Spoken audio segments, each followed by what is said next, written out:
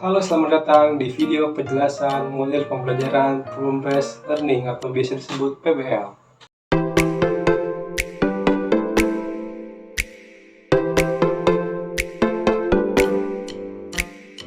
Dan selamat datang di video penjelasan mengenai model pembelajaran Problem-Based Learning atau biasa disebut dengan PBL.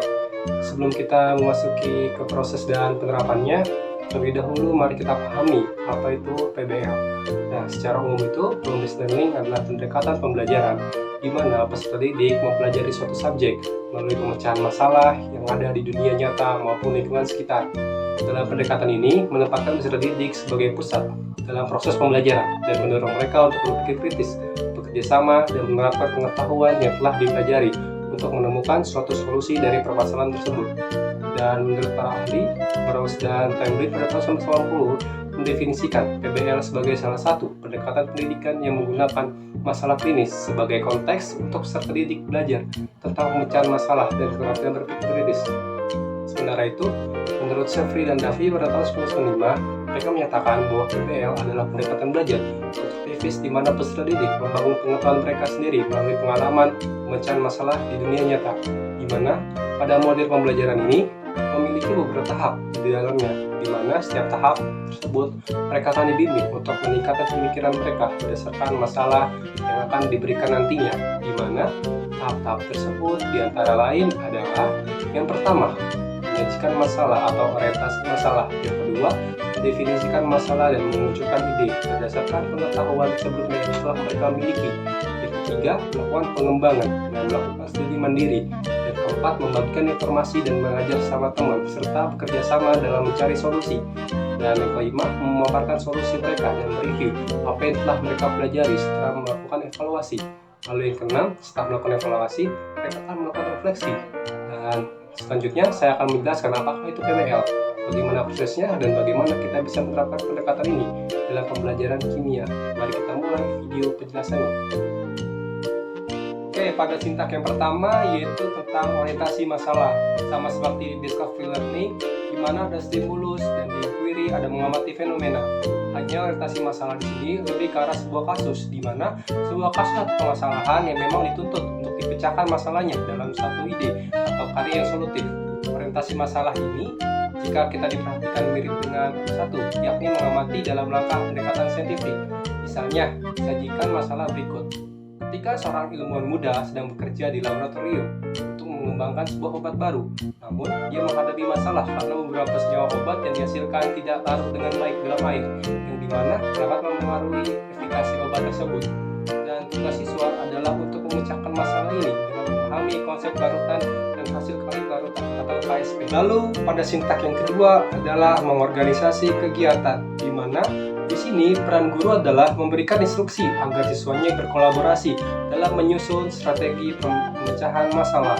Jadi di sini guru mulai mengelompokkan siswa-siswanya, lalu guru mulai meminta siswa tersebut untuk berdiskusi secara kolaboratif dengan kelompoknya masing-masing, terutama dalam pemecahan strategi masalah terkait kasus yang sudah disajikan sebelumnya oleh sintak pertama, di mana setiap kelompok diminta untuk berdiskusi dan menyusun strategi mereka dalam memecahkan masalah mengenai kelarutan obat tersebut berdasarkan materi kelarutan dan hasil kelarutan atau biasa disebut dengan KSP. Pada tahap sintak yang ketiga, selanjutnya guru membimbing atau memonitor, kemudian juga memastikan solusi tiap kelompok dapat memecahkan sebuah masalah tersebut. Di tahap ini, guru tidak hanya diam, tetapi guru juga berkeliling masuk ke dalam setiap kelompok masing-masing siswa untuk memonitor dan memastikan tiap kelompok-kelompok tersebut sudah mengeluarkan solusi atau jawabannya masing-masing yang tentunya memiliki relevan dengan masalah yang diberikan sebelumnya pada sintak yang pertama, di mana guru memberikan umpan balik dan memastikan setiap kelompok memahami konsep kelarutan dan hasil kali kelarutan. Jika ada kelompok yang belum bisa menemukan solusi atau tidak paham, guru dapat membantu mereka dan membimbing kelompok tersebut dalam mencari solusi permasalahannya supaya mereka dapat memecahkan masalah tersebut. Lalu pada sintak selanjutnya, yakni pada sintak keempat adalah menyajikan hasil, di mana ketika masing-masing kelompok sudah dapat menemukan solusi yang terbaik dalam memecahkan permasalahannya yang disajikan di awal atau pada sintak pertama, maka nanti setiap anggota kelompok akan merepresentasikan gagasan solusi terutama dalam pemecahan masalahnya. Orientasi mencakup yang pertama, identifikasi senyawa, yang kedua metode peningkatan kelarutan yang diusulkan, dan yang terakhir dasar ilmiah dari metode tersebut. Lalu pada sintak yang terakhir, yakni sintak yang kelima adalah menganalisis dan mengevaluasi hasil gagasan kelompok. Jadi baik kelompok sendiri atau kelompok siswa lain atau gurunya sendiri juga akan mengevaluasi gagasan yang sudah disajikan oleh sintak keempat. Apakah gagasan tersebut sudah tepat atau relevan untuk memecahkan masalah yang disajikan di sintak pertama? Evaluasi dilakukan dengan menilai apakah solusi yang diusulkan logis dan berdasarkan pada konsep larutan dan KSP.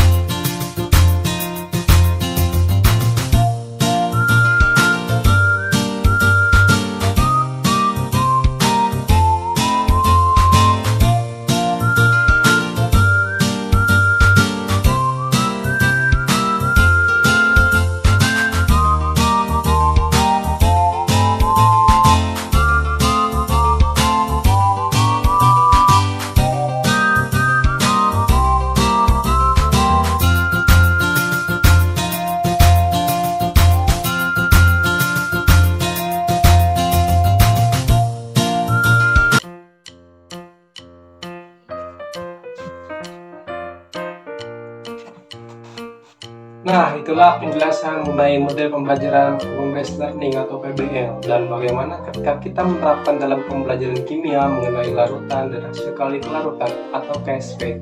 Dengan pendekatan ini, kita tidak hanya memahami konsep kimia secara mendalam, tetapi juga mengembangkan keterampilan penting seperti berpikir kritis, berkolaborasi, dan belajar mandiri, di mana pada materi ini banyak sekali penerapan-penerapan yang pada kehidupan sehari-hari yang sering kita jumpai yang dapat kita jadikan contoh masalah-masalah dalam kehidupan sehari-hari ini yang berkaitan dengan materi KSP tentunya. Dan saya berharap dengan melalui PBL, siswa akan lebih tertantang untuk menggali ilmu pengetahuan dan lebih aktif dalam proses pembelajaran.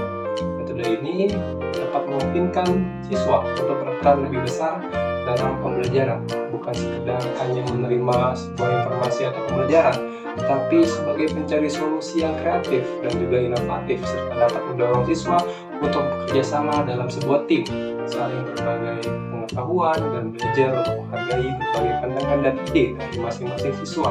Dan ini adalah sebuah keterampilan yang sangat penting, tidak hanya di dunia nyata akademis, tetapi juga dalam dunia nyata dan kehidupan sehari-hari seperti dunia kerja. Akhir, saya ingin mengingatkan bahwa sebuah proses pembelajaran adalah perjalanan yang penuh dengan tantangan dan kesempatan. Jangan takut untuk membuat kesalahan, karena dari kesalahan itulah kita dapat belajar dan berkembang. Tetaplah bersemangat dan selalu siap untuk menghadapi tantangan baru. Terima kasih telah menonton video ini. Mari kita terus belajar dan berkembang bersama-sama. Sampai jumpa di video selanjutnya dan jangan lupa belajar. Terima kasih.